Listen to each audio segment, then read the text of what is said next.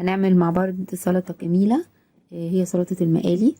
بحتاج بدنجان مقطع لمكعبات صغيرة، بس مكعبات محملة شوية، وبقليه وبحطه في مصفى، وبصب عليه مية مغلية عشان اخلصه من اي بقايا من الزيت. بحتاج كمان فلفل مقطع برضو مكعبات كبيرة شوية. انا استخدمت فلفل اخضر وفلفل احمر وفلفل اصفر. تمام.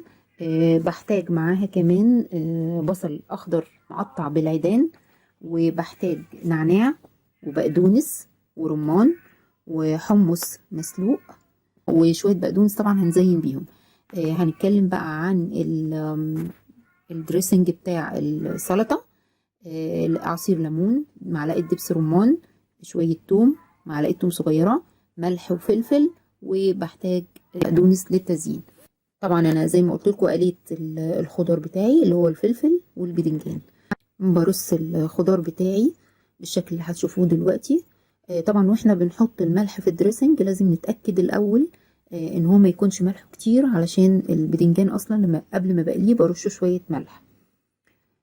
فلازم نتأكد ان الدريسنج بتاعنا الاول ما يكونش ملحه زيادة. انا بدأت دلوقتي رصيت الجزء من البدنجان والفلفل، وهكمل الباقي اهو،